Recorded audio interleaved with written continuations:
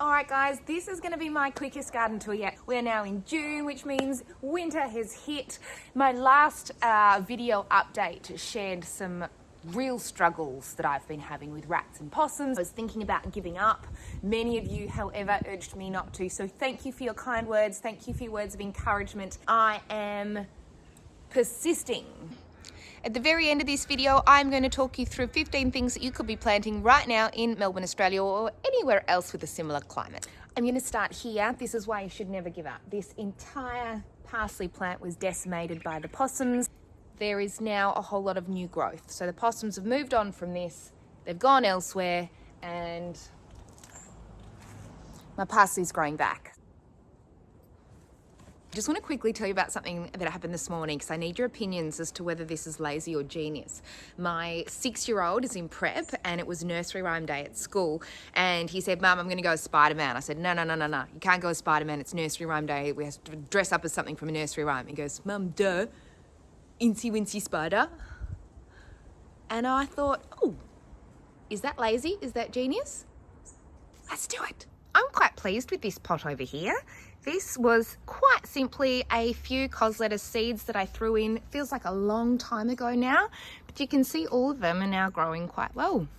Won't be too long and I'll be able to start harvesting those. Let's take a look in my veggie pod.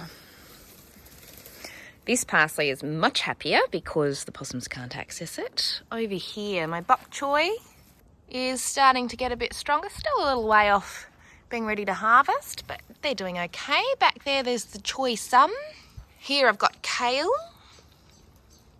which is quite happy because it is protected. And here is a broccolini plant. Now, last video I showed you I'd accidentally snapped the top of it off. The good news is bits are starting to grow back. So you can see all those little sprouts there starting to grow. You can even see the start of a bit of a broccolini head there growing. In this bed over here, the basil is still sort of alive. It's not really growing or thriving because it's been too cold. Still loving these gorgeous flowers. They were just some seeds that I sprinkled in.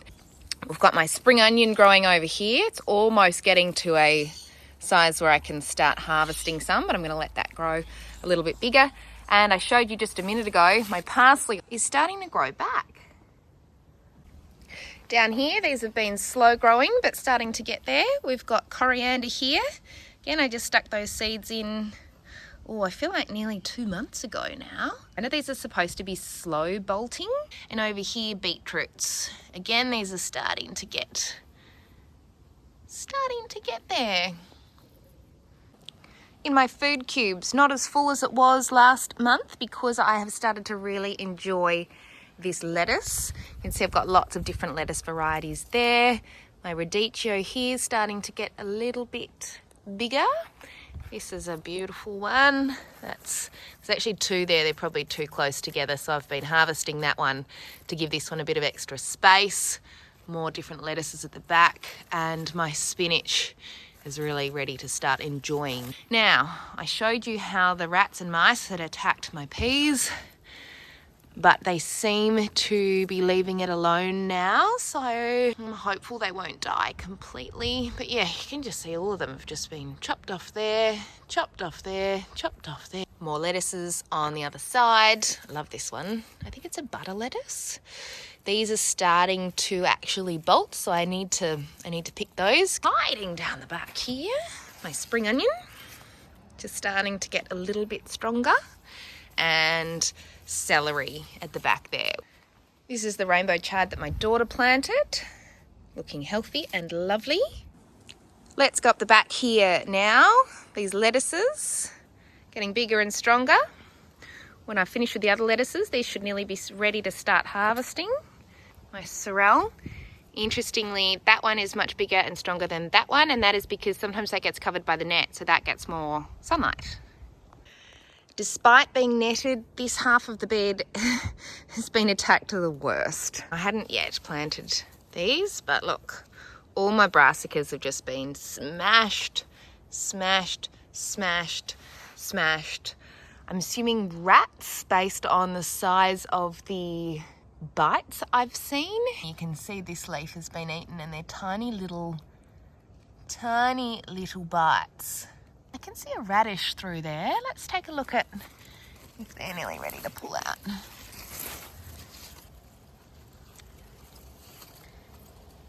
I don't know what that's actually meant to look like. I think it's maybe meant to get a little bit bigger, but I could very easily chop that up and eat it now. And these are broccolini, but look closely.